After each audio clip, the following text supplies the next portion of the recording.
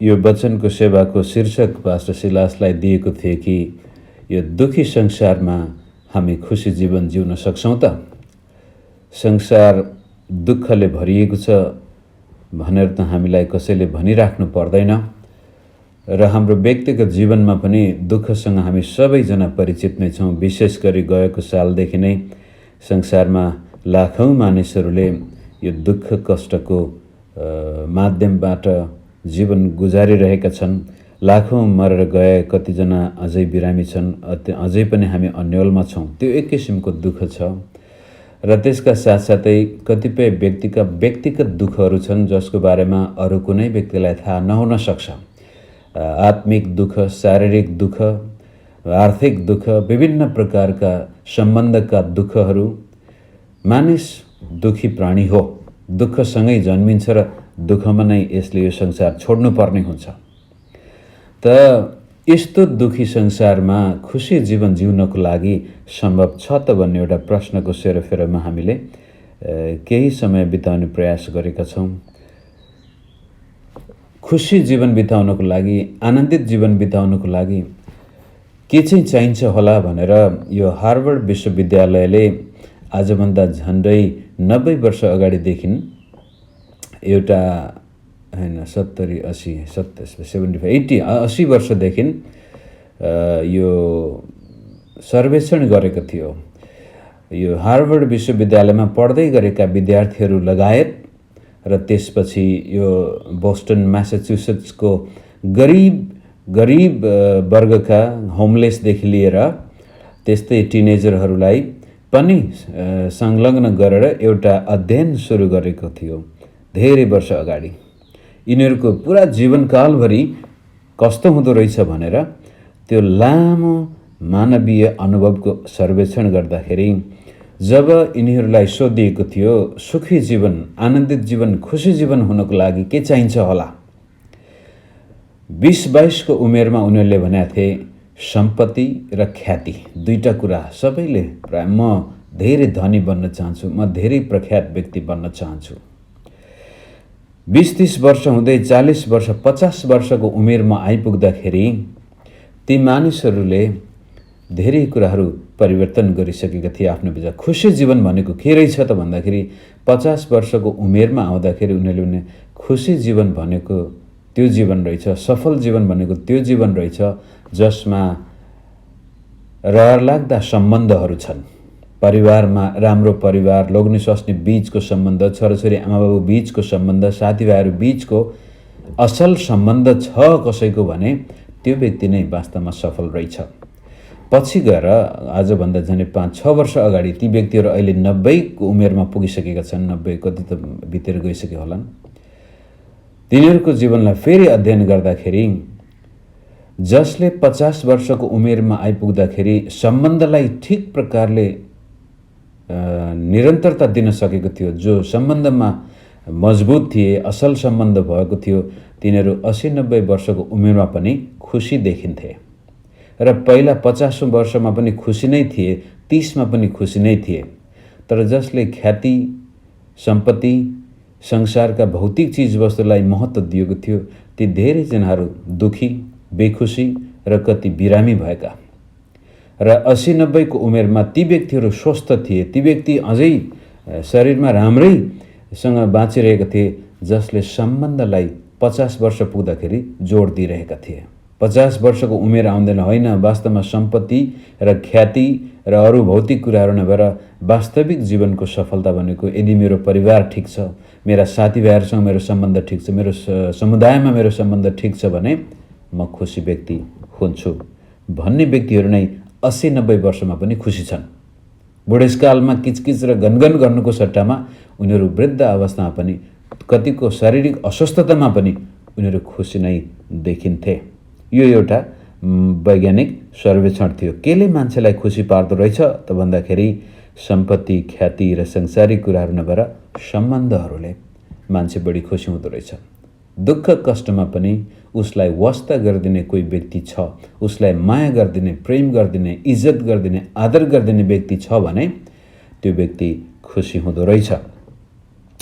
त्यसैको सेरोफेरोमा रहेर आज हामी यो अबको 2-3 दिन कति दिन हाम्रो भेट हुन्छ, फिलिप्पीको पत्रबाट म परमेश्वरको वचनलाई यहाँको सामनेमा राख्न चाहन्छु।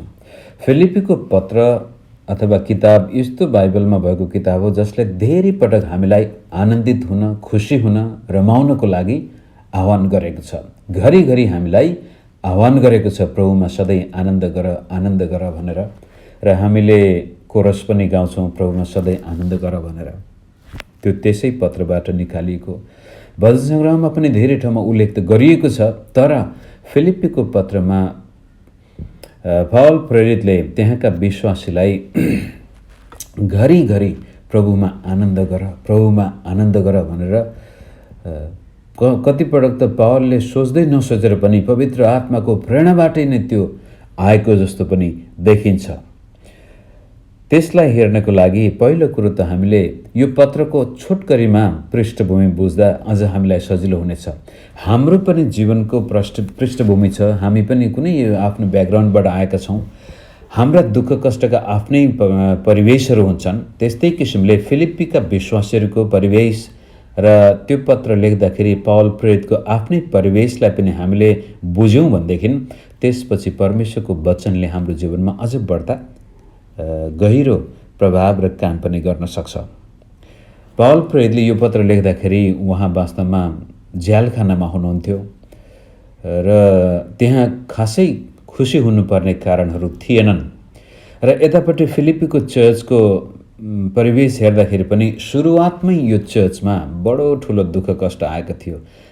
हामी प्रेरितको किताबको 16 अध्यायमा पढ्दछौँ, पावल, सिलास, तिमोथी, लुका विभिन्न यी भाइहरू त्यहाँ आइपुग्दाखेरि यिनीहरूले एकजना स्त्रीसँग भेट गर्छन्, लिडिया, विश्वास गर्छन्। त्यसपछि बजारमा हिँड्दै जाँदाखेरि एउटा भूत लागेको स्त्री अथवा त्यस्तै टुनामुना गर्ने स्त्रीको घटना घट्दछ, जसलाई पावलले हकार्दाखेरि त्यो स्त्री निको हुन्छ र त्यसका मालिक रिसाउँछन् र जसको फलस्वरूप सिलास र पावललाई पक्रिन्छ, कुटिन्छ, पिटिन्छ, झ्यालखानामा हालिन्छ। र दुःख कष्टको अवस्थामा हामी बडो अचम्मले बेला बखत सायद पास्टर प्रचारकहरूले पनि यसमा ध्यान दिएको तपाईँले सुन्नुभएको थियो होला। पावल र सिलास झ्यालखानामा साङ्लाले बाँधिएका छन्, घाउ नै घाउ छ उनीहरूको शरीरमा, तर मध्यरातमा दुवै दाजुभाइ गीत गाउन थाल्छन्, भजन गाउन थाल्छन्, परमेश्वरको प्रशंसा गर्न थाल्दछन्। त फिलिप्पीको पत्र र फिलिप्पीको मण्डलीको सुरुवातमै बडो गजबको कुरो के देखिन्छ भने दुःख कष्टमा पनि पावल रमाइरहेछ झ्यालखानाभित्र।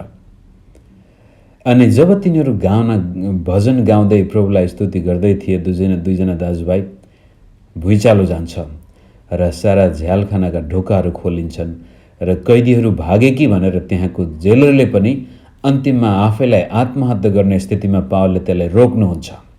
कारण रोमी शासक अथवा रोमी नियमअनुसार कुनै पनि पुलिसको अधीनमा भएको, जिम्मामा भएको कैदी भागेको खण्डमा त्यो कैदीले पाउनुपर्ने सजाय त्यो पुलिसले पाउनु पर्थ्यो।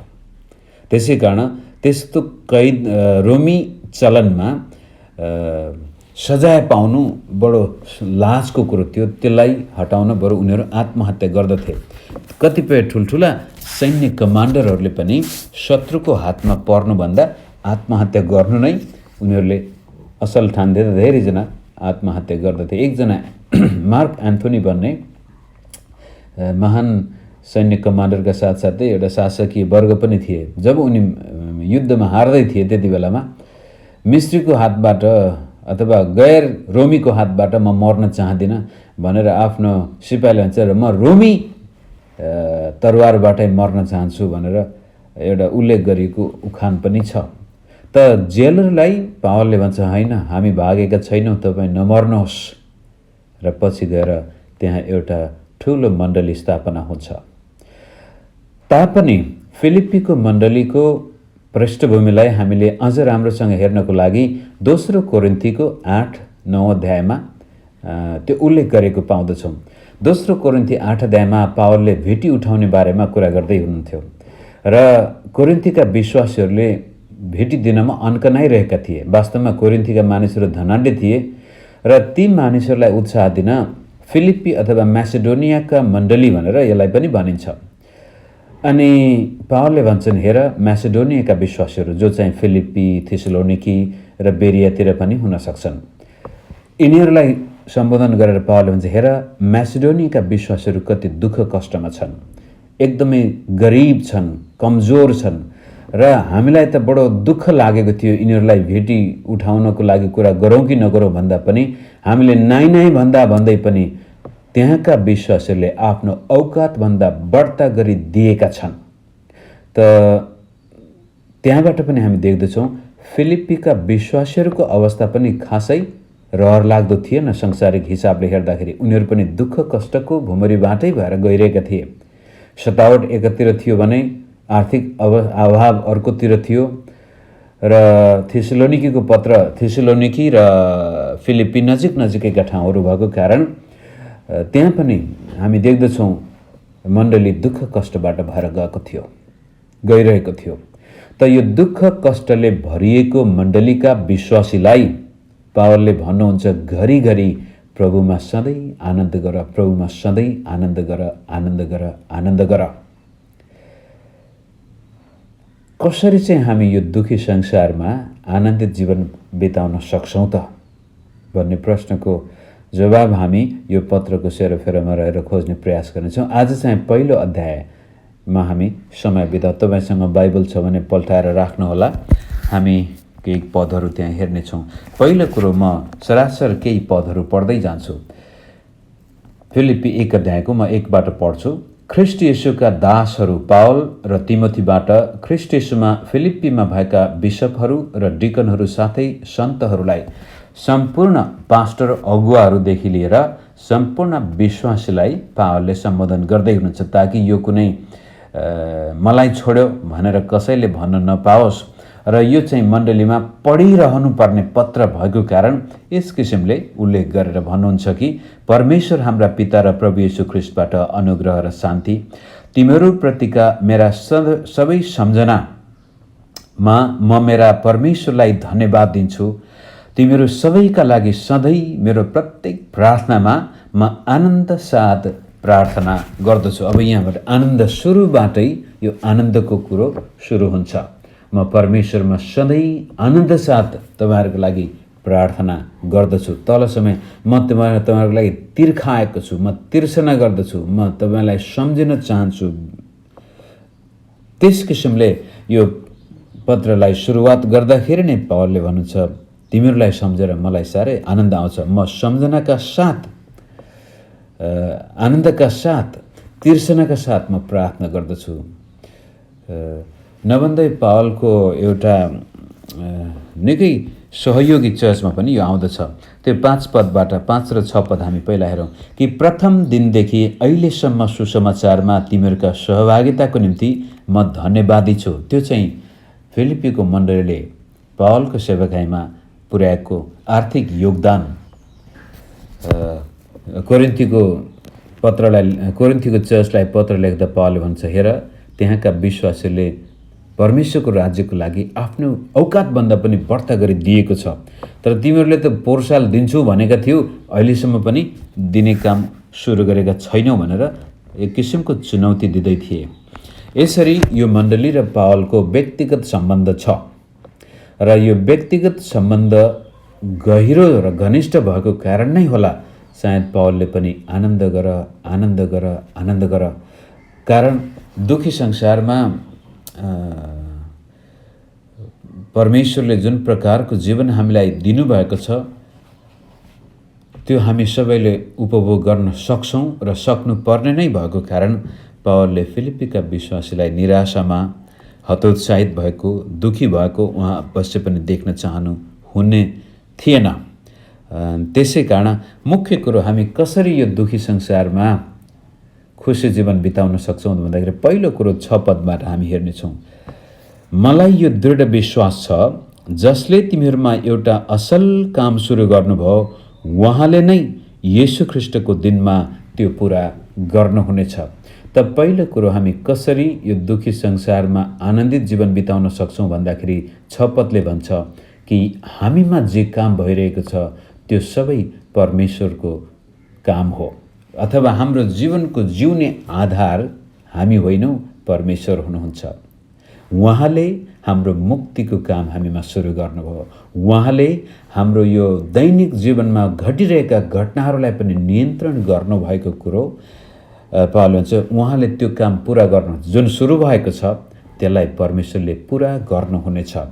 त तपाईँ र मेरो जीवन जिउने आधार चाहिँ हामी होइन, तपाईँ र मेरो जीवन जिउने आधार चाहिँ हाम्रो पृष्ठभूमि होइन, हामीसँग भएका भौतिक कुराहरू पनि होइनन्। तपाईँ र म जिउने आधार चाहिँ परमेश्वर स्वयं हुनुहुन्छ। अनि त्यो कुरो खालि फिलिप्पीका विश्वासीलाई मात्र नभनेर पावलले आफ्नो जीवनमा यथार्थ रूपले अनुभव गर्नुभएको छ। जुन कुरो उहाँले 21 पदमा यसरी भन्नुहुन्छ,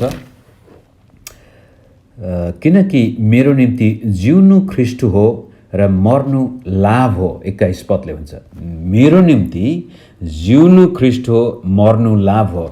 त्यतिखेर पावलले भन्दै हेर, तपाईहरुले पनि मेरो लागि प्रार्थना गरिदिनुहोस्, म पनि छुटकारा भएर तपाईकोमा फेरि आउने विचार छ, फेरि पनि सेवकाईमा मद्दत गर्ने विचार छ। तापनि मलाई थाहा छैन म के गरौँ, छुटे पनि नछुटे पनि, तर वास्तवमा जे पनि हुन्छ मेरो जीवनमा होस् चाहे मृत्युमा होस्, शरीरमा होस्, जुनसुकै स्थितिमा म परमेश्वरलाई महिमा दिन चाहन्छु। त्यसै कारण म फेरि छुटेर आयो भने तपाईहरुका आउनेछु भनेर उत्साह दिनको लागि पावलले लेखेको पत्र हो।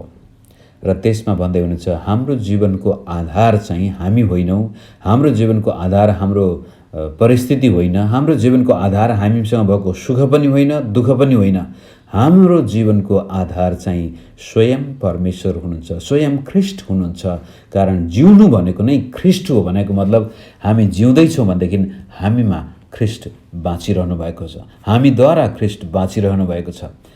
त्यसकारण जब हाम्रो जीवनमा दुःख कष्ट आउँछ, जब आपद विपद आउँदछ, त्यति बेलामा हामीले यो तथ्यलाई बिर्सेका छैनौँ कि मेरो जीवनको जिउने आधार चाहिँ म होइन ख्रीष्ट हुनुहुन्छ भन्ने त्यो विश्वास हामीमा छ भने हामीलाई दुःख कष्टले विचलित पार्दैन र सुखले पनि हामीलाई परमेश्वरबाट अलग गर्न सक्दैन। हाम्रो जग चाहिँ परमेश्वरमा भएको कारण हामी एकदमै स्थिर भएर बाँच्न सक्छौँ। जसलाई प्रभु येशूले मत्ती 7 को अन्तिमतिर आएर भन्नुहुन्छ, जसले मेरा वचन सुन्छ र ती पालन गर्दछ त्यो चाहिँ एउटा बुद्धिमान मानिस जस्तो जसले आफ्नो घर चट्टानमाथि बसालेको छ। हाम्रो जीवन चट्टानमाथि बसालिएको अर्थात् ख्रीष्ट येशू नै हाम्रो जीवनको जग हुनुहुन्छ। तपाईँ र म हिजो अस्ति भुटानमा थियौँ, नेपालमा थियौँ, अहिले अमेरिका, युरोप, विभिन्न देशमा किन नहौँ, हाम्रो जीवनका हर परिस्थितिमा सांसारिक रूपले हामी उखेलिएको हुनसक्छ, यताबाट त्यता गएको हुनसक्छ, तर हाम्रो वास्तविक जीवनको जग चाहिँ ख्रीष्ट हुनुहुन्छ। हामीलाई कुनै चिज, वस्तु, व्यक्ति, शक्ति, तत्त्वले उखेल्न सक्दैन। ख्रीष्ट येशूमा विश्वास गर्ने व्यक्ति त्यसै कारण दुःख कष्टमा पनि ऊ रमाउन सक्छ, किनभने उसको जीवनको जिउने आधार ऊ होइन, परमेश्वर हुनुहुन्छ। र यो मुक्तिको कार्य जुन हाम्रो जीवनमा भएको छ, हामी आज परमेश्वरको राज्यमा आएका छौँ भने यो हामीले गर्दा आएका होइनौँ, हामीले चाहेर आएका होइनौँ। यो परमेश्वरले पूर्व ज्ञानमा नै गजबले हामीलाई देख्नुभयो, छान्नुभयो, चुन्नुभयो र उहाँले नै जसरी फिलिप्पीका विश्वासको जीवनमा त्यो काम गर्नुभयो, हाम्रो जीवनमा पनि त्यो काम गरेको कारण उहाँ नै हाम्रो जीवनको जिउने आधार, जिउने जग हुनुहुन्छ। तपाईँ र मेरो जिउने जग न त हाम्रो विवाह, न तपाईँ म जन्मिएको घर परिवार, न त तपाईँ र म जन्मिएको देश अथवा अहिले जहाँ बसेका छौँ त्यो देश। हाम्रो जीवनको जग चाहिँ परमेश्वर हुनुहुन्छ। त्यसै कारण पछि गएर पावल भन्छ, हाम्रो नागरिकता पनि माथिबाटको हो, स्वर्गबाटको हो। ख्रीष्टमा हामी छौँ भनेदेखि उहाँले नै हाम्रो जीवनमा दुःख कष्टमाथि पनि खुसी हुन सक्ने शक्ति र ताकत बल दिनुहुनेछ भन्ने कुरा पछि हामी हेर्दै जाउँला। त पहिलो कुरो हाम्रो जीवनमा जे भइरहेको छ त्यसको पछाडि परमेश्वर हुनुहुन्छ, कारण हाम्रो जीवनको जग नै उहाँ हुनुहुन्छ। र पावलले त्यहाँ छ त्यो पुरा पनि उहाँले गर्नुहुनेछ ख्रीष्टको दिनमा, भनेपछि जब ख्रीष्ट येशू फर्केर आउनुहुनेछ त्यति बेलामा परमेश्वरले चाहनुभएको सम्पूर्ण काम हाम्रो जीवनमा पुरा हुनेछ। त अब यहाँनिर 9 पदबाट हामी हेरौँ, यो काम पुरा गर्नको लागि परमेश्वरले हामीलाई पनि जिम्मा दिनुभएको छ। दुःख कष्टमाथि आनन्दित जीवन बिताउन खालि यो परमेश्वरको जिम्मा मात्रै हो भनेर छोड्नु भएन। त्यसलाई चाहिँ उहाँले यसरी भन्नुहुन्छ, 9, 10, 11 पद हामी पढौँ। मेरो प्रार्थना यही छ कि ज्ञान र अन्तर्दृष्टिमा तिमीहरूको प्रेम झन्झन प्रशस्त हुँदै जाओस्, यस हेतुले कि जे उत्तम छ सो तिमीहरू खुट्याउन सक र ख्रीष्टको दिनको निम्ति शुद्ध र दोषरहित रहन सक। माथि 6 पदमा ख्रीष्टको दिनसम्म उहाँले त्यो पुरा गर्नुहुनेछ भनेको छ भने 10 पदमा आएर चाहिँ ख्रीष्टको दिनको निम्ति शुद्ध र दोषरहित रहन सक। यो दुईटै जिम्मेवारी परमेश्वरले यहाँ राख्नुभएको छ। अनि 11 पदमा परमेश्वरका महिमा र प्रशंसाको निम्ति येशू ख्रीष्टद्वारा आउने धार्मिकताका फलले तिमीहरू परिपूर्ण हौ। धार्मिकताको फलले भरिनु पर्ने, ख्रीष्टको दिनमा शुद्ध र पवित्र हुनुपर्ने, यो पनि ख्रीष्ट येशूद्वारा उहाँले नै यो गर्नुहुनेछ। त हामीले त्यत्तिकै अन्धाधुन्ध परमेश्वरलाई विश्वास गरेका होइनौँ मित्रहरू। हाम्रो पछाडिपट्टि परमेश्वर स्वयंले आफ्नो हात राख्नु भएको छ र हामीलाई दैनिक जीवनमा पवित्र जीवन बिताउनको लागि पनि परमेश्वरको आत्माका साथसाथै ख्रीष्ट येशू स्वयं, यहाँ चाहिँ ख्रीष्ट येशूद्वारा हामीमा धार्मिकताको फल पनि फल्नेछ। त्यसलाई अगाडि लैजान हामी यो 2 अध्यायको 12 पददेखि 12 र 13 पद पनि पढौँ। येशू ख्रीष्टले हाम्रो जीवनमा काम त सुरु गर्नुभयो र उहाँले नै उहाँको दिनमा, अन्त्यको दिनमा आउँदाखेरि हामीलाई शुद्ध र पवित्र पार्नुहुनेछ। त्यो कुरोलाई अझ झल्काउनको लागि 2 अध्यायको 12-13 पद पढौँ। यसकारण मेरा प्रिय हो, जसरी तिमीहरूले सधैँ आज्ञा पालन गरेका छौ, मेरो उपस्थितिमा मात्र गरे जस्तो होइन, तर अब झन् बढी मेरो अनुपस्थितिमा डर र कम्पसाथ तिमीहरूको आफ्नो मुक्तिको काम पुरा गर्न परिश्रम गर। काम सुरु गर्ने परमेश्वर, कामको अन्त्य गर्ने पनि परमेश्वर, तर त्यो बीचमा हाम्रो पनि जिम्मेवारी पावलले प्रस्तुत गर्नुहुन्छ भन्छ। मुक्तिको कार्य पुरा गर्न डर र कम्पसाथ परिश्रम गर। अनि त्यति मात्र होइन, 14 पद अझ महत्त्वपूर्ण, 13 पद अझ महत्त्वपूर्ण छ 2 अध्यायको। किनकि तिमीहरूलाई उहाँको असल अभिप्राय अनुसार इच्छा गर्ने र काम गर्ने दुवै तुल्याउनलाई परमेश्वर तिमीहरूमा काम गर्न चेर्नुहोस्। बडो गजबले यो ओल्टाइ पल्टाइ भन्न खोजेको कुरो के छ भनेदेखि हामी जो छौँ, जस्ता छौँ, जहाँ छौँ परमेश्वरकै कारण छौँ। तापनि त्यो बिचमा प्रभुले हाम्रो पनि जिम्मा तोकिदिनु भएको छ। त्यसै कारण पावलले भन्छ, म आउँदाखेरि मात्र होइन, म नहुँदाखेरि पनि तिमीहरू आफ्नो मुक्तिको कार्यमा परिश्रम गर, मेहनत गर र तिम्रो हृदयमा पवित्र जीवन बिताउने, शुद्ध जीवन बिताउने, येशू ख्रीष्ट फर्केर आउँदाखेरि उहाँको नजरमा निष्कलङ्क व्यक्ति बन्न चाहने इच्छा पनि दिने प्रभु हुनुहुन्छ र त्यो इच्छा पुरा गर्नको लागि चाहिने तागत बल दिने पनि परमेश्वर नै हुनुहुन्छ। यस किसिमले क्रिस्चियन जीवनको रहस्य भनेको नै के भनेदेखि हामी खुसी हुन चाहन्छौँ, आनन्दित जीवन बिताउन चाहन्छौँ, त्यो इच्छा पनि परमेश्वरले दिनुहुन्छ भने त्यो इच्छालाई पुरा गर्ने तागत बल पनि परमेश्वरले नै दिनुहुन्छ। कारण हाम्रो जीवनको आधार परमेश्वर हुनुहुन्छ। हामीले यो बिर्सनु हुँदैन कि मेरो जीवनको पछाडिपट्टि, मेरो इच्छा आकाङ्क्षाहरूको पछाडिपट्टि पनि परमेश्वरको इच्छा, परमेश्वरको शक्ति रहेछ।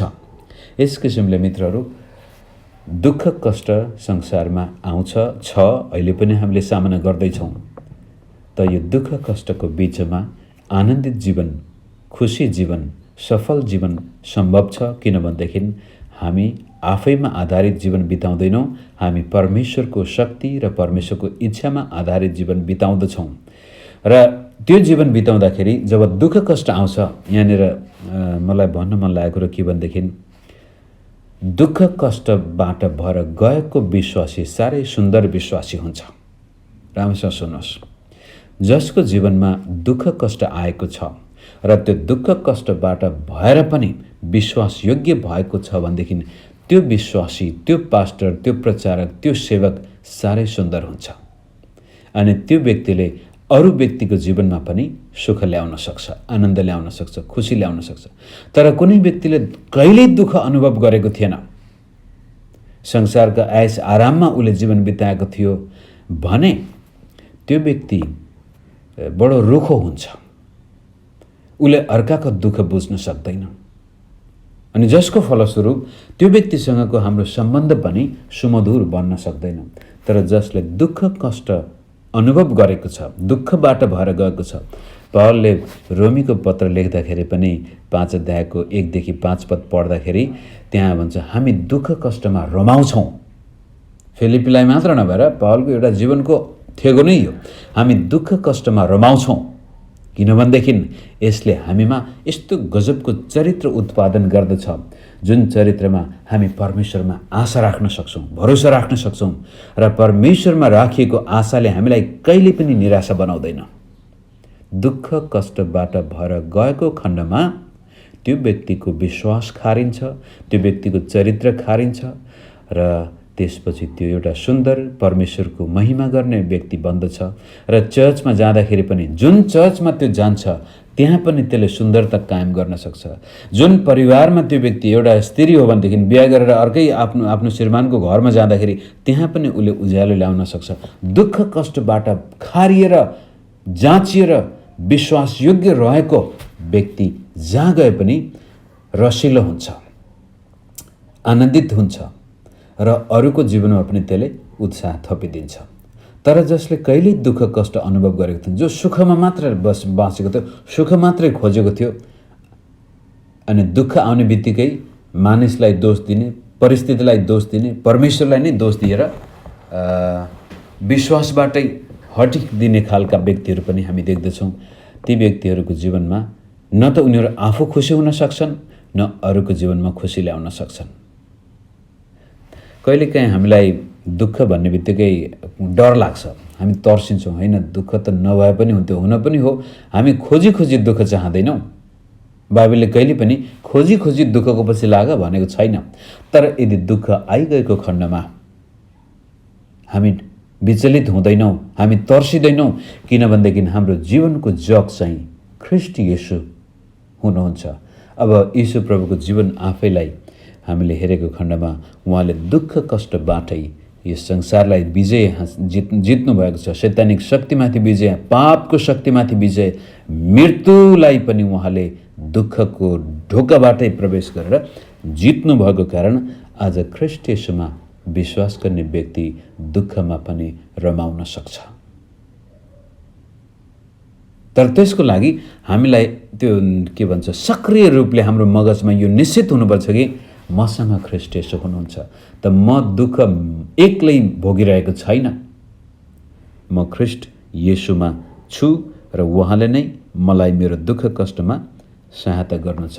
दोस्रो कुरो, दुःख कष्ट हामी आफ्नो लागि भोगिरहेको हुँदैनौँ। फेरि पौलले भन्छ तिमीहरू हाम्रो यो दुःख कष्ट हामी आफ्नो लागि मात्रै भोग्दैनौँ, हामी ख्रीष्टको लागि भोगिरहेका हुन्छौँ। त्यो कुरो हेर्न म 29 पद पढ्छु, 1 अध्यायकै 29-30 पद पढौँ। किनभने ख्रीष्टको निम्ति तिमीहरूलाई यो दिइएको छ कि तिमीहरूले उहाँमाथि विश्वास गर्नु मात्र होइन। कहिलेकाहीँ हामीलाई एउटा धोका हुनसक्छ, ओहो येशूमा विश्वास गरेपछि त दुःख पनि आउँदैन, कष्ट पनि आउँदैन, सबै ठिक हुन्छ, रोग ब्याज पनि लाग्दैन, गरिबी पनि लाग्दैन, दुश्मनहरू पनि लाग्दैनन्, हामी जे गर्दछौँ त्यसमा सफल हुन्छौँ भन्ने यो सकारात्मक सोच राम्रो हो। तर सकारात्मक सोचको फाउन्डेसनमा हामीले परमेश्वरको वचन राख्नुपर्छ। वचनले जस्तो भनेको छ त्यसअनुसार हाम्रो जीवन हुन्छ भन्ने कुरामा हामीले शङ्का गर्नु हुँदैन। यहाँनिर चाहिँ पौलले के भन्छ, विश्वास गर्नको लागि प्रभुले हामीलाई बोलाएको छ, त्यसमा शङ्का छैन। तर उहाँको खातिर दुःख पनि भोग्नुपर्छ। अब हाम्रो खातिर होइन, हाम्रो लागि होइन, तर ख्रीष्ट येशूको खातिर दुःख पनि भोग्नुपर्छ। मित्रहरू, दुःखले हामीलाई, मैले सुरुमा भने, सुन्दर व्यक्ति बनाउँछ। दुःखले हामीमा भएका पापका कुराहरूलाई पनि काटेर लैजान्छ। पत्रुसले त भन्दछ, यदि कुनै मानिसले दुःख भोगेको छ भने त्यो पापबाट मुक्त भएको छ, अब त्यसले पाप गर्दैन भनेर त्यहाँसम्म पत्रुसले भन्नुभएको छ। त पावलले भन्दैछ, हाम्रो जीवनमा आएको दुःख हाम्रो लागि होइन, यो ख्रीष्ट येशूको कारण, ख्रीष्ट येशूको खातिर। किनभने जब हामी दुःख कष्टमा पनि विश्वासयोग्य भएर जीवन बिताउँछौँ भने यसको रिपल इफेक्ट भन्छ, यसको प्रभाव चाहिँ धेरै मानिसको जीवनमा पर्दछ। एउटा कुनै व्यक्ति धनाढ्य छ, सुखी छ, सबै ठिक छ, उसले विश्वास गर्दाखेरि होला त्यसको पनि असर पर्न सक्छ। तर जब कुनै व्यक्ति दुःख कष्टमा पनि बडो कटिबद्ध विश्वासी बन्दछ भनेदेखि त्यसको जीवनबाट परमेश्वरले धेरै अरू मानिसको जीवनमा सुसमाचारको काम गर्न सक्नुहुन्छ। त दुःख कष्ट हामी एक्लै पनि सहँदैनौँ, दुःखमा हामी एक्लै छैनौँ, र दुःख हामी आफ्नो लागि पनि होइन, यो परमेश्वरको महिमाको लागि भएको कारण हाम्रो बोलावटमा समावेश गरिएको छ कि दुःख भोगेर, कष्ट भोगेर, आपत विपतमा पनि जब हामी विश्वासयोग्य रहन्छौँ तब परमेश्वरले हाम्रो जीवनबाट आफ्नो महिमा लिनुहुन्छ। र अन्तिम कुरो के भन्दाखेरि परमेश्वरले कहिले पनि हामीलाई जब दुःख कष्ट आउँछ, आपत विपत आउँछ, यदि हामी त्यो समयमा त्यो दुःख कष्टको अन्धकारमय घाँटीबाट भएर जाँदाखेरि विश्वासमा डगमगाएनौँ भनेदेखि हाम्रो दुःखको अन्त्य पनि हुन्छ। कारण ख्रीष्ट येशू हाम्रो जीवनमा काम गर्दै हुनुहुन्छ र यसै संसारमा बस्दाखेरि पनि विश्वासका साथ हामी आफ्नो विश्वासमा अडिएका छौँ, आफ्नो जगमाथि अडिएका छौँ भनेदेखि परमेश्वरले हामीलाई हाम्रा दुःख कष्टबाट पार गर्नुहुनेछ र पारीबाट फर्केर हेर्दाखेरि अचम्म लाग्नेछ, हो त्यस्तो दुःखमय घडीबाट भएर आउँदा पनि म त कसरी आउन सकेका रहेछु, प्रभु धन्यवाद भनेर हामी आनन्दित हुनेछौँ। आज तपाईँ दुःख कष्टमा हुनुहुन्छ होला, तर विश्वासयोग्य विश्वासी भएर बाँच्नुभयो भनेदेखि परमेश्वरले तपाईँका दुःखका दिनलाई सुखका दिनमा परिणत गर्न सक्नुहुन्छ। मित्रहरू, आँसु सधैँभरि बगिरहँदैन विश्वासीहरूको, केही समय आँसु बग्छ, तर आँसु पुस्नको लागि पनि प्रभु येशू तयार हुनुहुन्छ। त हामी जब शरीरमा रोग व्याध छ, मानिलिनु एकदमै अस्वस्थ व्यक्ति छौँ भनेदेखि पनि हाम्रो विश्वासमा कहिले पनि यो शङ्का के भन्छ दरार आउनु हुँदैन कि होइन येशूले त मलाई बिर्स्यो कि क्या हो भने होइन, प्रभु म शारीरिक कष्टमा पनि म तपाईँलाई महिमा दिन चाहन्छु, तपाईँले के गर्न चाहनुहुन्छ मेरो जीवनमा प्रभु गर्नुहोस्, म विश्वास गर्छु तपाईँले निको पार्न सक्नुहुन्छ, आज नै अहिले नै तपाईँले निको पार्न सक्नुहुन्छ। तर होइन मैले केही दुई चार दिन अझै दुःख भोग्नुपर्छ भने पनि मलाई गुनासो छैन, परमेश्वर तपाईँको इच्छा पुरा गर्नुहोस्। यदि आज म एकदमै आर्थिक रूपले निकै विपन्न अवस्थामा छु, मलाई गाह्रो भइरहेछ, म ऋणमा परेको छु भनेदेखि पनि प्रभु म जान्दछु तपाईँले मेरो जीवनमा उद्योगका काम त गर्न सक्नुहुन्छ।